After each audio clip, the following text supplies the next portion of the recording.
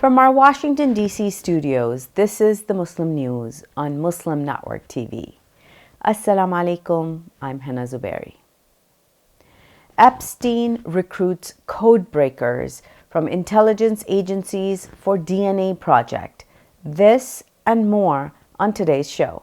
Stay tuned. Concerns are mounting over the health of Free-Palestine activists detained in U.S. immigration custody. Turkish doctoral student Rümeysa Öztürk reported repeated asthma attacks and a lack of proper medical care during her detention last year.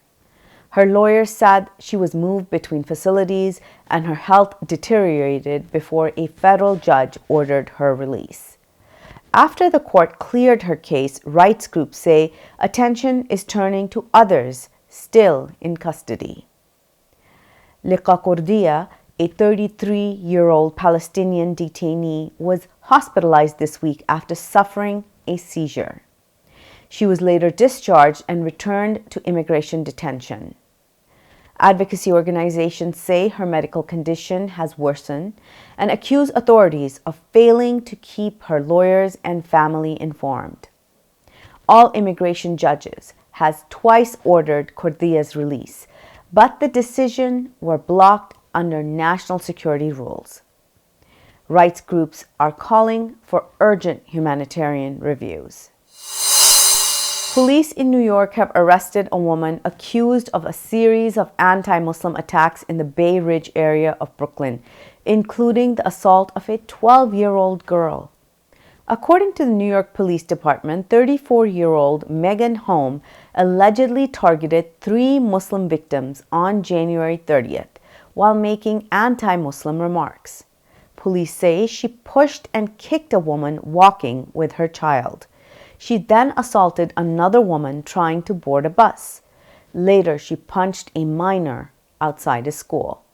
All 3 victims were wearing hijab.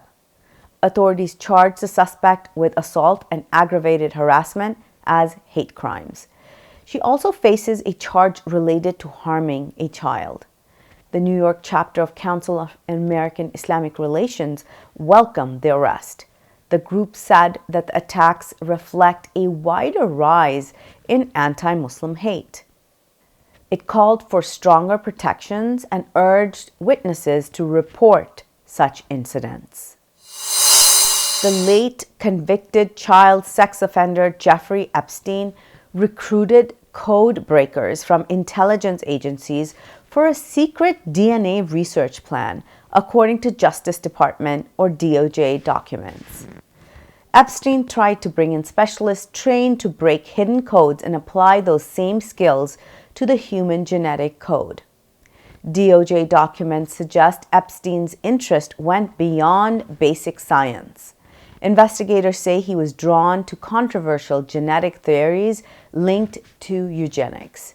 Eugenics is the idea of selecting or engineering preferred human traits. He reportedly wanted to gather code specialists at his New Mexico ranch to reshape human biology.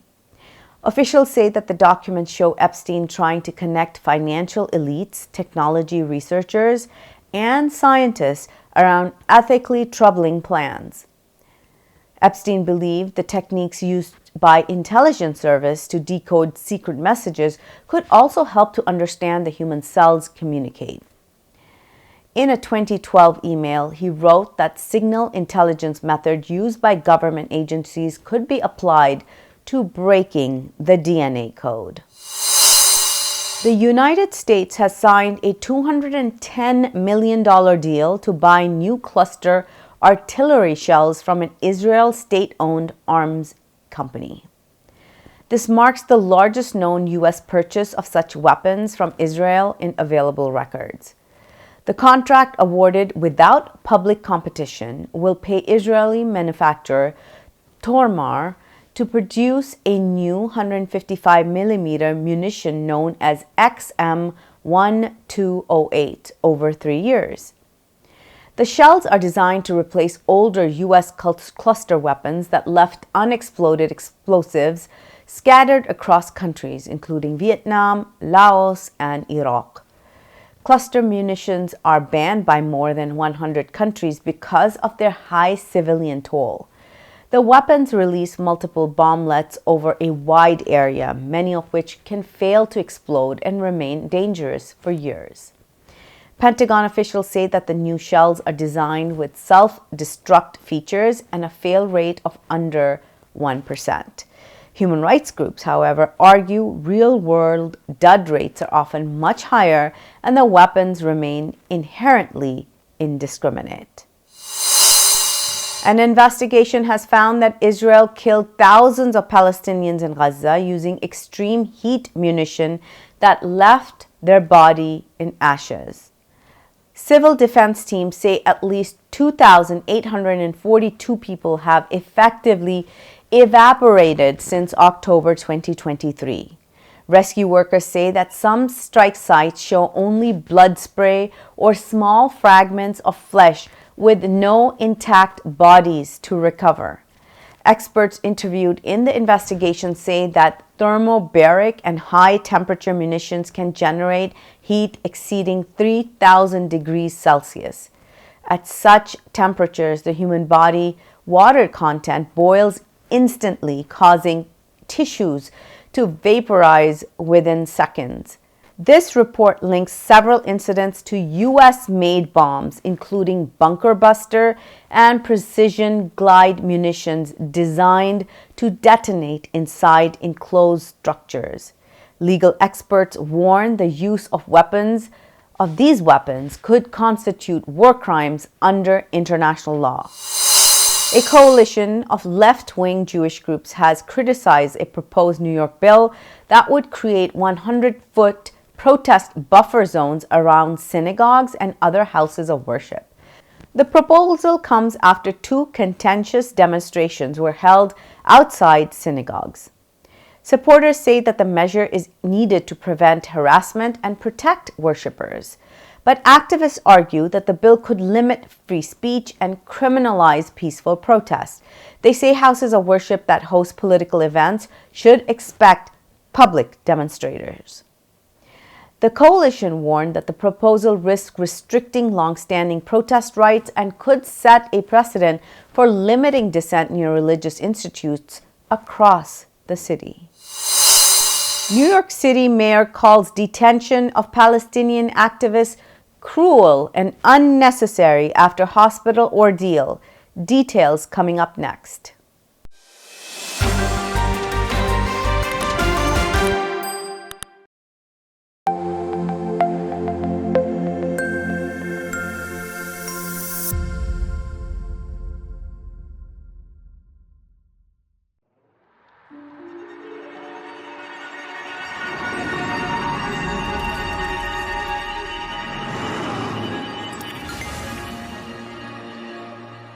My name is Layla. I was an average kid until Zula Inc. broke into my life because my dad discovered time travel. After that, everything changed.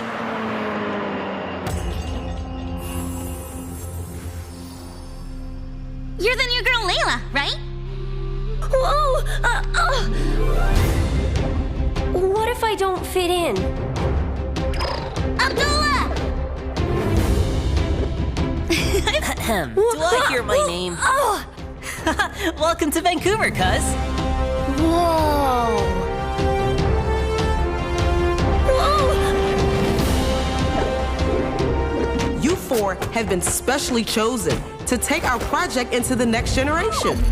You can time travel? Abdullah! No! Abdullah! Where? Do you really think I don't know why we had to leave Seattle, Mama? Now here, keep these close. These should never leave your wrist.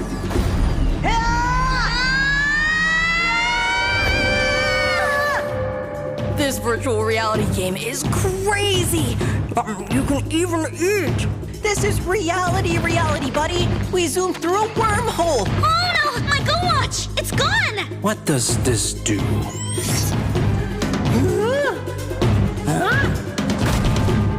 That's Al-Khwarizmi!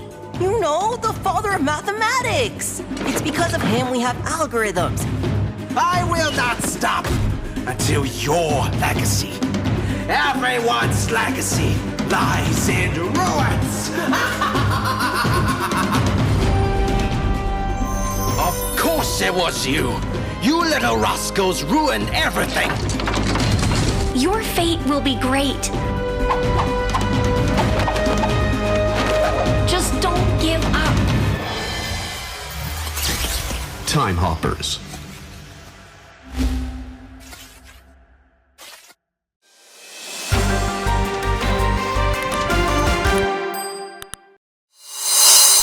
New York City Mayor Zohran Mamdani has called for the release of Palestinian activist Liqa Qurdiya.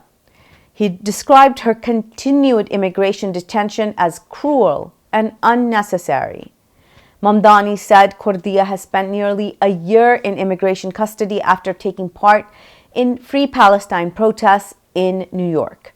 During her recent medical emergency, relatives and attorneys say they had no contact with her for more than 72 hours. Qurdiya is being held in Prairie Land Detention Facility in Texas. Her attorneys say she has reported dizziness, fainting smells, and other symptoms they link to poor nutrition. She's the last Columbia University protest-related detainee still in immigration confinement. Israeli soldiers continued to carry out new attacks across Gaza despite a ceasefire, killing 5 Palestinians, including a woman, and wounding several others. The latest strikes come as Israeli Prime Minister Benjamin Netanyahu prepared to meet President Donald Trump at the White House. 2 Palestinians were killed when an Israeli drone struck an electric bike near Al-Masdar village in central Gaza. A woman was also killed when another drone opened fire in the same area. In Khan Yunis, Israeli soldiers killed 1 Palestinian and injured 4 others. Another person was shot dead near the Halawa displacement camp in Jabalia, northern Gaza. 2 children were wounded when an Israeli drone dropped a bomb. Health officials say that Israel has killed more than 591 Palestinians since the start of October 10th ceasefire. Israeli genocide in Gaza has killed 72,045 Palestinians and wounded 171,686 since October 2023. Israeli forces have demolished several Palestinian homes and buildings in the occupied West Bank, injuring residents and detaining others, according to Palestinian officials. Military bulldozers destroyed 3 homes belonging to 2 Palestinian families in the town of Barta, southwest of Jenin. Israeli authorities have said that the homes lacked building permits. In nearby Yabad, troops raided shops and assaulted several young men. 4 Palestinians were also injured during demolition operations in Silwan, near occupied East Jerusalem. Local group says Israeli forces knocked down walls around homes in the Al-Bustan neighborhood and demolished a building materials store. 2 residents were detained. Palestinian officials say that Israel has carried out more than 1,000 demolitions across the West Bank and East Jerusalem since the start of the genocide in Gaza in October 2023, affecting thousands of homes and agricultural structures. The demolitions follow new Israeli measures expanding land purchases and settlement authority in parts of the occupied territory. The West African nation of the Gambia says it has submitted the most comprehensive body of genocide evidence ever presented to the International Court of Justice, or ICJ. The case pertains to Burma over its atrocities against Rohingya Muslims. Lawyers told reporters in The Hague that the evidence shows Burma's military deliberately targeted the Rohingya between 2016 and 2018. The file includes United Nations investigations, witness testimony, including the ones collected by Justice for All, expert reports, satellite images, detailed forensics, and social media records. Legal officials say survivor testimony during closed sessions created emotional moments in the court and helped judges assess the scale of the alleged crimes. Rights group also presented evidence showing Burma's military used Facebook accounts to spread hate speech and incite violence against the Rohingya. Global clothing brands face renewed pressure over cotton linked to alleged forced labor in Chinese-occupied East Turkistan. Reports warn the issue has not disappeared from international supply chains. 5 years after early warnings, analysts and rights groups say that the risk of forced labor remains high. Official data shows that the region of East Turkestan, called Xinjiang by China, produced more than 6 million tons of cotton in 2025. It is nearly 93% of China's total and over 1/5 of the global supply. Since 2017, United Nations reports and independent investigations have documented mass detentions and labor transfer programs affecting Uyghurs and other ethnic Muslim minorities in the region. Beijing denies the allegations. The United States banned imports tied to East Turkestan under the Uyghur Forced Labor Prevention Act, blocking thousands of shipments. In 2026, UN experts again warned of persistent forced labor patterns. Researchers say cotton still reaches global brands through factories in countries such as Bangladesh and Vietnam, making it difficult to trace. New Chinese rail links moving cotton from East Turkestan across the country may further complicate oversight. Africa's economic future is increasingly being shaped by cross-border digital connections. Faster data links are helping trade, jobs, and innovation grow across the continent. From fiber networks to submarine cables, African countries are linking markets and services beyond national borders. As of early 2025, Africa is connected to 77 submarine cables with a total capacity above 1,800 terabytes per second. Studies show fiber expansion has raised employment in parts of Nigeria and Kenya and increased income levels in countries like the Democratic Republic of Congo and South Africa. Regional fiber corridors now connect landlocked states to coastal cable stations. Countries such as Rwanda, Uganda, Burkina Faso, Niger, and Zambia are benefiting from new routes that lower costs and improve reliability. Cross-border connectivity also is powering digital trade under the African Continental Free Trade Area. More than 13 million small businesses are expected to trade online by 2026, adding up to 75 billion to the Africa's economy. Fintech and mobile money services are helping businesses and workers send payments across borders more easily. 10 people were killed in a shooting in the small town of Tumbler Ridge in Canada's western province of British Columbia. 6 people were discovered dead inside a secondary school. 1 victim died while being taken to the hospital. 2 others were found at a home connected to the case. About 25 people were treated for injuries at a local medical center. Police later confirmed the suspected killer was also found dead inside the school from what they described as a self-inflicted injury. Authorities have not publicly identified the suspect. They say there is no immediate indication that the attack is linked to terrorism. Canada's Prime Minister Mark Carney said he was devastated and offered condolences. The motive remains under investigation. Methane levels in the atmosphere rose sharply in the early 2020s, and scientists say the cause was not what they expected. A new international study published in the journal Science led by climate researcher Philippe Sias found that the atmosphere temporarily lost much of its ability to break down methane. This allowed the gas to build up faster than usual. Researchers say a drop in hydroxyl radicals, the chemicals that normally destroy methane, slowed the natural cleanup process during 2020 and 2021. Pandemic-related changes in air pollution contributed to this shift. At the same time, unusually wet weather linked to a prolonged La Niña boosted methane emissions from wetlands, rivers, lakes, and rice fields, especially in tropical Africa and Southeast Asia. Atmospheric methane rose by 55 parts per billion between 2019 and 2023, reaching a record level in 2023.